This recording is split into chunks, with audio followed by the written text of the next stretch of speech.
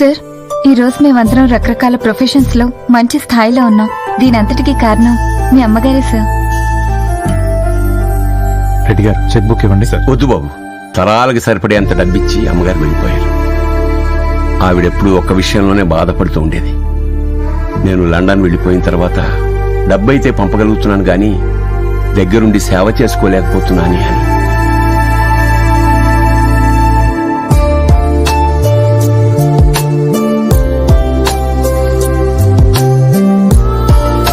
Thank you sir. Pleasure to meet you sir. Looking forward to work with you sir. Sir, నాన్నగారు మీతో మాట్లాడతారంట. Hello Vikrant, నువ్వు రేపు ఢిల్లీ వెళ్లి MOU మీద సంతకం పెట్టేస్తే ఆ ప్రాజెక్టు మనదే అవుతుంది. ఆఫ్టర్ దట్ నువ్వు తిరిగి లండన్ వచ్చాయి. Okay dad.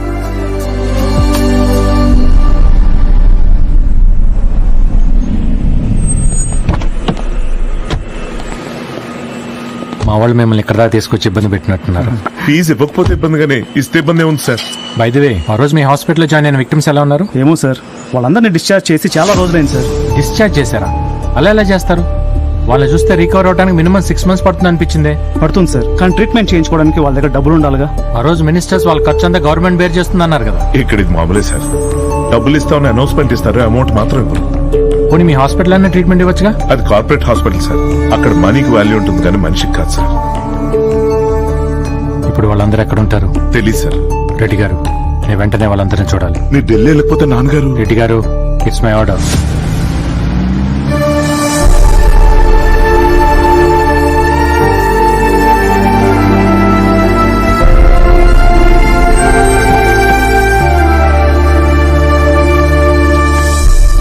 Sir, hospital record check చేయమని మన స్టాఫ్ చెప్తే విక్టిమ్స్ లో కొంతమంది ఈ లొకాలిటీ వల్ల అని తెలిసింది సార్.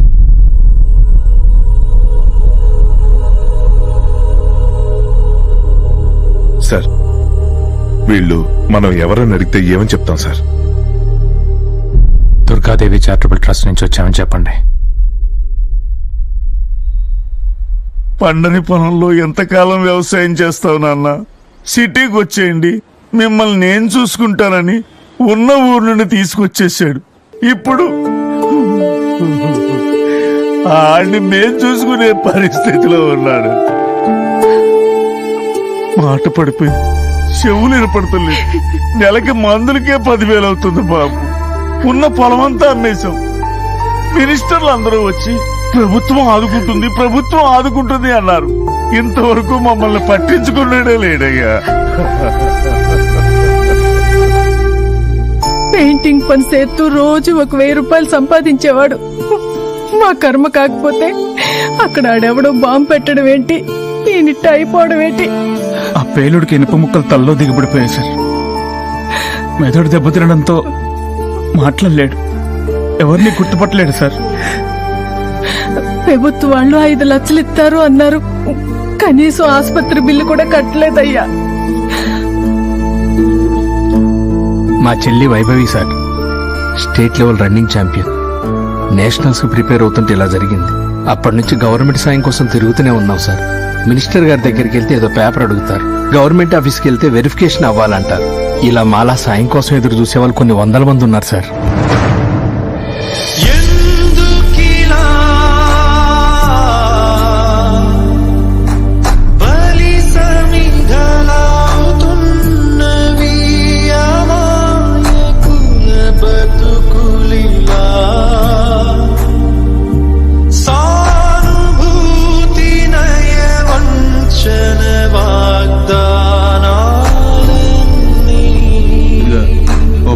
బట్రా, నీకు రావాల్సిన కాంపన్సేషన్ 1,00,000 నేను ఇప్పిస్తాను. అదేంటయ్యా, మినిస్టర్ గారు ఇప్పిస్తానన్నది 5 లక్షలు కదా? అయ్యో, అందులో మినిస్టర్ గారు వాటాయే 3 లక్షలు.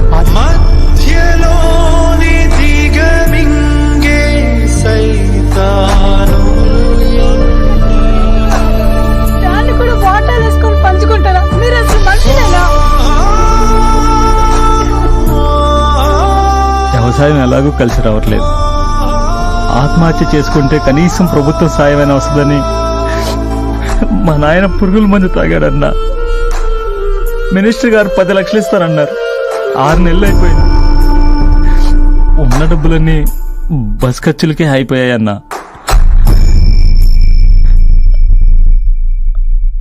ఒక్క 50 రూపాయలు ఉంటే ఇవ్వన్నా, బాగా ఆకలేస్తుంది.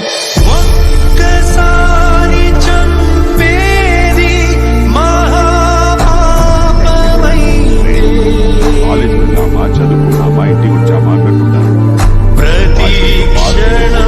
ఇలాగే ఉంది.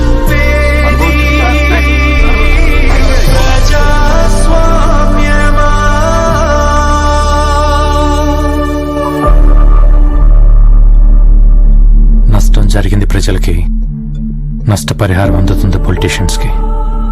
ఒకడికి మంచి జరగాలంటే ఆ ఫైల్ మీద 10 మంది సంతకాలు పెట్టే పద్ధతి మారితే గాని సామాన్యుడికి ఏ సాయం అందదు. కష్టం తీర్చకపోయినా పర్లేదు, కానీ ఆ కష్టాన్ని క్యాష్ చేసుకోవాలని ఆలోచన ఉంది చూడండి, దాన్ని చంపేయాలి రెడ్డి గారు. సిస్టంలో మీరు అనుకునే మార్పు వచ్చేలోపు సాయం అందక వీళ్లలో సగం మందికి పైన చనిపోతారు సార్. మొత్తం బాంబ్ బ్లాస్ట్ విక్టిమ్స్ ఎంతమంది ఉంటారు? ఆ రోజు మొత్తం 3 సీరియల్ బాంబ్ బ్లాస్టులు జరిగాయి సార్. చనిపోయిన వాళ్ళు, గాయపడిన వాళ్ళు, అంతకుముందు ఇలాంటి కేసుల్లో సాయం అందకు బాధపడిన వాళ్ళు మొత్తం కలిపితే 10 వందలు ఏంటి సార్, వేలల్లో ఉంటారు. ఆ లిస్ట్ రెడీ చేయండి. వాళ్ళ ట్రీట్మెంట్కి అయ్యే ఖర్చు మొత్తం నేను బేర్ చేస్తాను. కానీ వాళ్ళకి మాత్రం ట్రీట్మెంట్ ఇస్తే సరిపోదు రెడ్డి గారు, మొత్తం సిస్టమ్కి ట్రీట్మెంట్ ఇవ్వాలి. ఇస్తాను, షాక్ ట్రీట్మెంట్ ఇస్తాను. నీ చేతికున్న వాచ్ ఖరీదు చేయవురా వాళ్ళ జీవితాలు.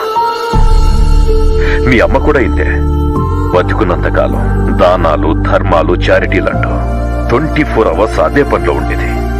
సేమ్ బ్లడ్ కదా, ఇప్పుడు నువ్వు కూడా మొదలు పెట్టావు. సరే, జరిగిందేదో జరిగిపోయింది. నేను ఆ ఢిల్లీ ప్రోగ్రాం రీషెడ్యూల్ చేయిస్తాను. ఇంకా ఎన్నాళ్ళు డాడ్ మైండ్తో ఆలోచిస్తావు? ఒక్కసారి మనసుతో ఆలోచించు. మనసు చెప్పినట్టు వింటే ఈరోజు మన దగ్గర ఇన్ని వేల కోట్లుండవు. సురానా ఇండస్ట్రీస్ ఈ స్థాయిలో ఉండదు. Moreover, being MD of this company, you made a mistake.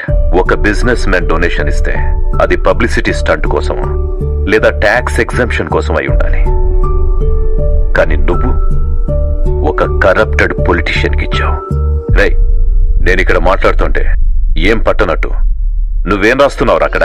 నువ్వే అన్నావు కదా డాడ్, నేను ఈ కంపెనీకి ఎండీగా పనికిరానని. అందుకే రిజైన్ చేస్తున్నాను. నా డబ్బుతో వాళ్ళకి ట్రీట్మెంట్ ఇప్పిస్తే అది సాయం. మినిస్టర్లు, ఎమ్మెల్యేలు దోచుకున్న వాళ్ళ డబ్బును తిరిగి ఇప్పిస్తే అది న్యాయం. సాయంతో పాటు న్యాయం కూడా చేసి మళ్ళీ తిరిగి వస్తాను. ఒక కొడుకుగా మీకు నేను చాలా చేశాను డాడ్. ఇప్పుడు అమ్మ కోసం చేయాల్సిన టైం వచ్చింది.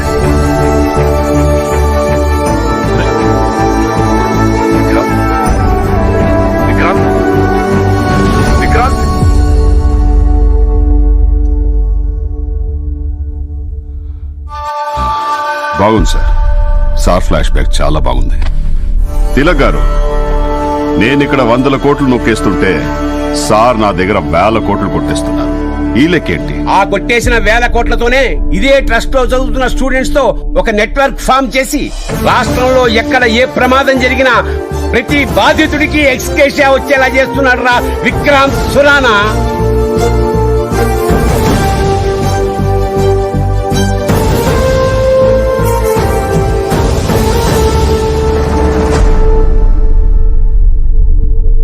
సర్వీస్ చేయాల్సిన మీరు స్కాములు చేస్తున్నారు. బిజినెస్ చేయాల్సిన విక్రాంత్ సురానా సర్వీస్ చేస్తున్నాడు. థ్యాంక్స్ తిలక్ గారు, చాలా క్లారిటీగా చెప్పారు. ఆ ఆనంద్ సురానాన్ని కలవడానికే మాకు 2 నెలలు పట్టింది. మరి దొంగ సురానాన్ని కలవడానికి ఇంకెంత టైం పడుతుందో. వాడే అయి ఉంటాడు చూడరా. అమ్మో, అయ్యి వాడు కాదు సార్. మీ దర్శనార్థం టీవీ న్యూస్, ఎన్టీవీ, మహా టీవీ లాంటి ఛానల్స్ అన్ని వచ్చేసాయి సార్. వాడు మళ్ళీ ఏదో గేమ్ స్టార్ట్ చేశాడు సార్. ఇంకా నువ్వు చేసేదేమీ లేదు గాని వాళ్ళకి ఏదో ఒకటి చెప్పి పంపిద్దు గాని పద. ఇంతవరకు మనం విరాళాలు తీసుకునే మంత్రులను చూసినాం గానీ మొట్టమొదటిసారికి ట్రస్ట్ చేసే సేవను మెచ్చి స్వయంగా మంత్రి గారే విరాళానికి ముందుకొచ్చిండ్రు. గది కూడా గుట్టు సప్పుడు కాకుండా గదేమో మంత్రి గారిని ట్రస్ట్ ని అప్రిషియేట్ చేయడానికి కారణమేంటి సార్? ఇలాంటి ట్రస్ట్ ని మెయింటైన్ చేయాలంటే చాలా ఖర్చు అవుతుంది. కానీ ఎలాంటి లాభం ఆశించకుండా రన్ చేస్తున్నారని తెలిసి అభినందించి వెళ్దామని వచ్చాను. గవర్నమెంట్ సైడ్ నుంచి ఎలాంటి హెల్ప్ కావాలన్నా సరే నేను చూసుకుంటా. హలో మంత్రి గారు,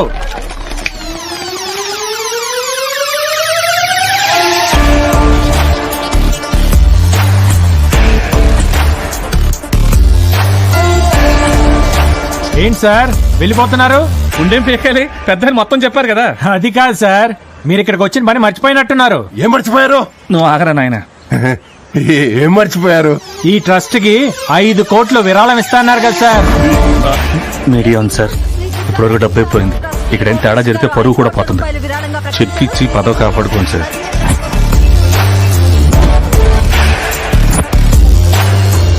ఆ రోజు ఒక మంచి పని కోసం నీకు 1 కోటి రూపాయలు విరాళం ఇచ్చాను.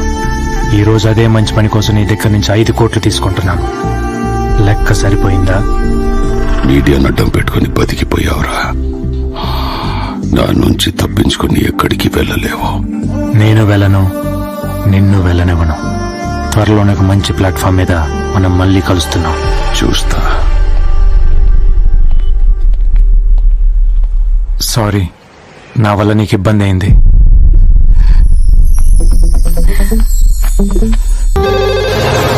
ఏంటి? వాట్? రాష్ట్ర మెట్రోపాలిటన్ కోర్టులో బాంబు పేలుడు జరగబోతోందన్న సమాచారంతో పోలీస్ శాఖ అప్రమత్తమైంది. బాంబు డిస్పోజల్ స్క్వాడ్ బాంబుని కనిపెట్టే ప్రయత్నం చేస్తోంది. అయితే అసలు ఈ బాంబు దాడి గురించి పోలీసులకు ఎవరు సమాచారం ఇచ్చారు అన్న విషయం ఇంకా తెలియాల్సి ఉంది. ఈ రోజు కోర్టు హియరింగ్ కి వచ్చే కేసుల గురించి, అటెండ్ అయ్యే నిందితుల గురించి పోలీసులు ఎంక్వైరీ చేశారో లేదో అన్నది. హలో నా మైక్ కెమెరా ఆపు. Hello, excuse me. Attention everybody. ఆ బాంబు పెట్టింది నేనే. ఆ బాంబు ఇక్కడ ఉందని ఇన్ఫర్మేషన్ ఇచ్చింది కూడా నేనే. అణు బాంబు కన్నా, RDX కన్నా ప్రమాదకరమైన explosive, the most destructive weapon in the world.